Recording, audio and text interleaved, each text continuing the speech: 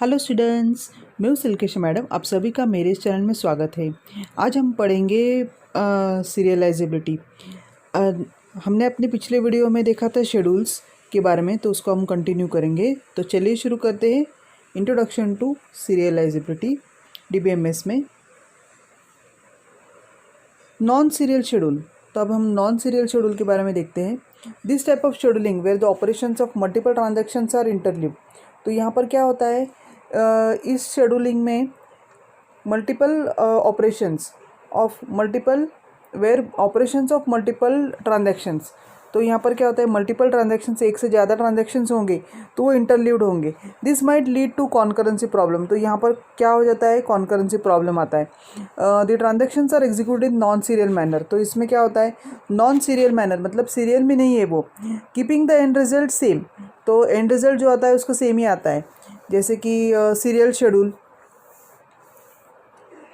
In the serial schedule where one transaction must wait for another. Serial schedule में कैसा होता था, अभी हमने अपने पिछले वीडियो में देखा था, आप रेफ़र कर सकते हैं शेड्यूल्स में, लेक्चर नंबर 56। तो उसमें कैसा हमने देखा कि एक transaction must wait for the other transaction. एक ट्रांजेक्शन दूसरे ट्रांजेक्शन के लिए वेट करना पड़ता है to complete all the operation. पर नॉन सीरियल शेड्यूल में क्या होता है, the other transaction proceeds without waiting for the previous transactions to complete. तो दूसरा ट्रांजैक्शन भी साइड में शुरू हो सकता है। जैसे कि पहले वाला ट्रांजैक्शंस कंप्लीट हुए बिना, T1 कंप्लीट हुए बिना T2 शुरू कर सकता है, T3 भी शुरू कर सकता है। तो ऐसे वाला था। This sort of schedule does not provide any benefit of concurrent transactions. तो कोई कॉन्करेंट ट्रांजैक्शंस का बेनिफिट तो नहीं मिलता है यहाँ पर। नॉन सीरियल शेड्यूल के हमारे पास अभी दो टाइप्स है, एक है सीरियलाइजेबल और दूसरा है नॉन सीरियलाइजेबल। पहले वाला देखते हैं, serializable where multiple transactions are running concurrently. तो यहाँ पर क्या होता है, मल्टीपल ट्रांजेक्शन्स कॉन्करेंटली रन होते हैं, मतलब एक से ज़्यादा ट्रांजेक्शन्स रन होते हैं। Where there is a possibility that the database might lead in inconsistent state. तो यहाँ पर क्या हो जाता है, डेटाबेस इनकंसिस्टेंट स्टेट में भी हो सकता है, क्योंकि एक पूरा नहीं होता है और उतने में ही दूसरा शुरू हो जाता है, ऐसे हो जाता है। Serialisability is the concept that help. अभी सीरियलाइजेबिलिटी का क्या डेफिनेशन है, तो यहाँ पर कैसा होता है, ये हेल्प करता है, it checks which schedules are serializable. तो वो चेक क्या करता है, कौन से शेड्यूल सीरियलाइजेबल है। This type is to maintain the consistency. तो इसका क्या बेनिफिट है, तो ये हमारा कंसिस्टेंसी मेंटेन करता है, क्योंकि हम लोग चेक करेंगे सीरियलाइजेबल है या नहीं है। तो it mainly used in non serial scheduling to verify whether the scheduling will lead to any inconsistency और नॉट। जनरली ये नॉन सीरियल शेड्यूलिंग में ही इस्तेमाल किया जाता है, क्योंकि सीरियल शेड्यूल में कैसा था कि पहले ही वो फर्स्ट वाला ट्रांजैक्शन एग्जीक्यूट होता था T1, और उसके बाद कंप्लीट होने के बाद फिर T2 शुरू होता था, तो वो ऑलरेडी कंसिस्टेंट मैनर में ही आता था। पर नॉन सीरियल में ऐसा नहीं होता है, इसलिए वो चेक करता है कि it will lead to consistency और not. In non serial schedule is set to be in a serializable schedule only when it is equivalent to the serial schedule. तो नॉन सीरियलाइजेबल को इक्विवेलेंट करना है serial schedule की जैसे।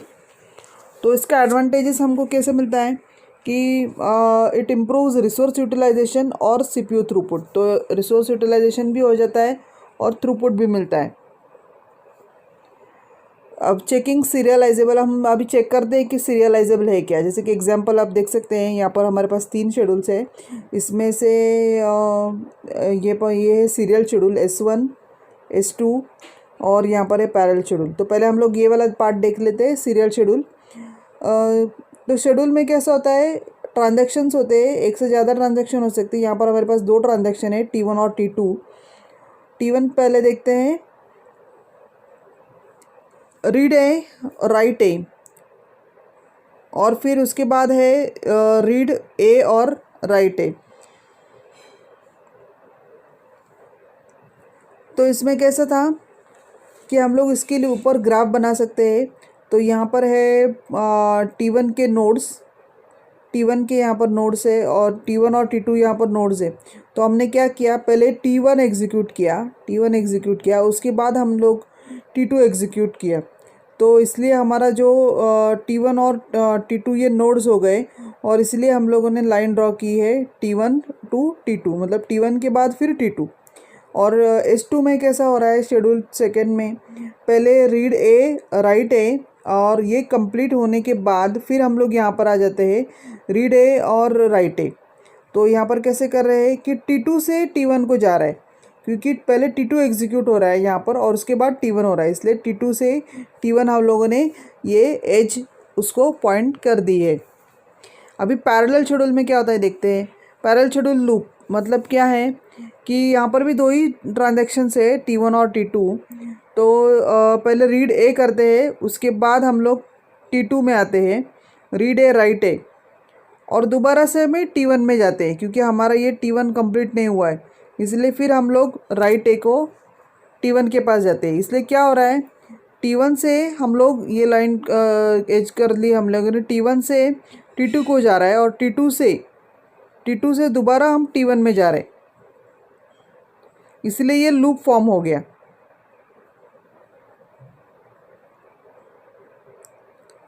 अब देखते हैं, अब ये जो पैरेलल शेड्यूल था, अब उसको हम उस जो S3 पैरेलल शेड्यूल था अभी हम लोगों ने देखा है कि T1 से T2 में जाता है और दोबारा से आता है, तो वो पैरेलल शेड्यूल है उसको सीरियल बनाना है।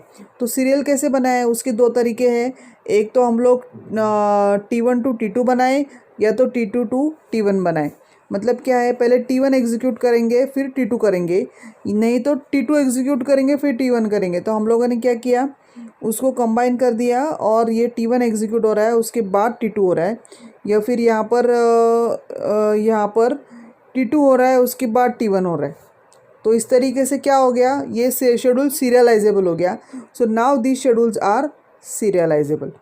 तो ये बात हो गई सीरियलाइजेबिलिटी की। तो हम लोग अपने नेक्स्ट लेक्चर में देखते हैं कॉन्फ्लिक्ट सीरियलाइजेबल क्या होता है। सो अभी तक के लिए thank you and keep watching.